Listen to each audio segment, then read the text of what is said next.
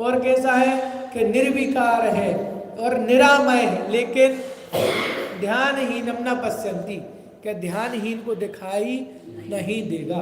Same दूसरी line में भी लगाना कि अनंत सुख से संपन्न है, अनंत ज्ञान का महासागर है, और कैसा है, अनंत वीर से संपन्न है, अनंत वीर से संपन्न है, लेकिन अनंत दर्शन से संपन्न है। तो क्या करो कि उसका अवलोकन करो। किनका अवलोकन करो? कि जिनने प्रकट कर लिया है उनका भी अवलोकन करो, और तुम्हें प्रकट करना है तो तुम अपने आत्म तत्व का भी अवलोकन करो। दोनों बात इसमें लेना। और फिर क्या बात लेना कि जो पहली लाइन लिखी ना, ध्यानहीना न पश्यन्ति निज देहे व्यवस्थितम, कि भाई ये बात बता रहे हैं तो किसकी बात बता रहे हैं, तो घबराना नहीं, इसलिए पहली बात लिख दी। क्या लिख दी?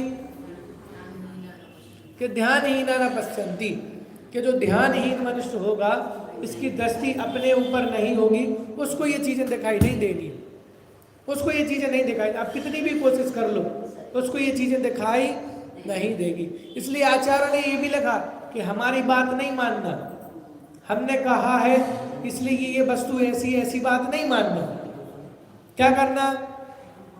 कि अनुभव करना, अपना ध्यान करके देखो ना तुम, तो ध्यान करके देखो, अगर दिख जाए तब मानना। हमने कहा इसलिए नहीं मानना, आज्ञा प्रधानी नहीं है जैन धर्म, परीक्षा प्रधानी है। इसलिए परीक्षा करना। क्या परीक्षा करना? कि वास्तव में अनंत सुख है कि नहीं है, अनंत वीर सामर्थ्य है कि नहीं है, अनंत दर्शन है, अनंत ज्ञान है कि नहीं है।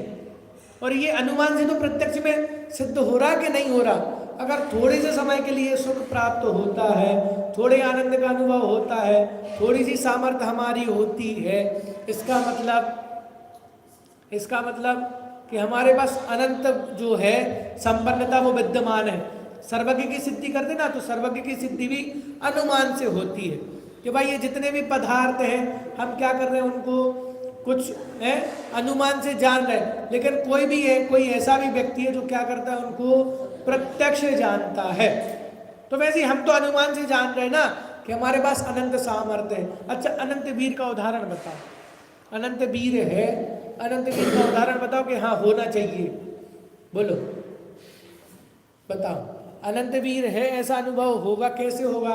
कि भाई आप जब से उत्पन्न हुए ना तब से कर रहे कि नहीं पूरे परिवार की व्यवस्था, जो व्यापार कर रहे हैं वो व्यापार कर रहे हैं, आप घर गृहस्थी का काम कर रहे हैं तो घर गृहस्थी का काम चल रहा ना कंटिन्यू। थके हो है? थके वैसे तो थके कि दिन भर काम कर लिया, पापड़ बेल लिए, तो वो थकना नहीं है, हाँ, कि पापड़ बेल लिया, खाना तो तुम्हारी को है ना, तो पापड़ बेल लिए बोले अब थक गए, तब एक्स्ट्रा काम करोगे तो थकावट होगी ना, तो वो थकना नहीं है। थकना क्या है कि थकना उसे कहा कि बस फिर क्या, विराम, कि फिर विराम दो। सुकुमार मुनिराज की कितनी व्यवस्था करी उनने कि जिनमें आनंद लग रहा था, फिर वो थक गए कि माता बस करो। माता नहीं जाने दे रही थी तो अपनी जुगाड़ बना ली, खिड़की से निकल गए कि बस करो, थक गए ना। ऐसे हम नहीं थके। आप जिस दिन ऐसे थकोगे ना तब आपको प्रतिभाषित होगा। है मुनिरा वो नेमिनाथ राजन का संवाद कहा कि भाई 9 भाव की वो चल रही, बोले अब थक गए भैया, 9 भाव चला आ रहा ना, अब विराम करो, इसको क्या करो, विराम करो, थक गए। क्यों? चला आ रहा ना, तुम वैसे नहीं थके।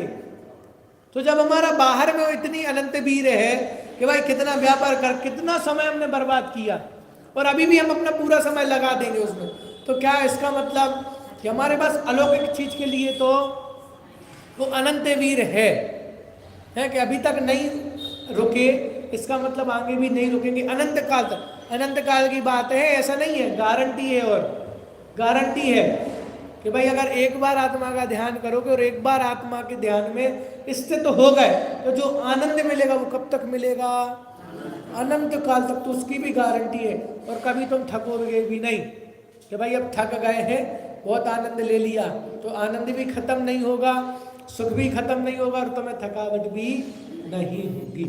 तो क्या करें कि जो हमारा अनंत वीर विषयों में है, हम उस अनंत वीर को अब क्या करें? क्षय करें, विषयों वाले वीर को क्षय करें, और जो अलौकिक मार्ग है, परमार्थिक मार्ग, उसमें अपने अनंत वीर को जागृत करें, उसमें अपने पुरुषार्थ को जागृत करें। ऐसी मंगल भावना शेष।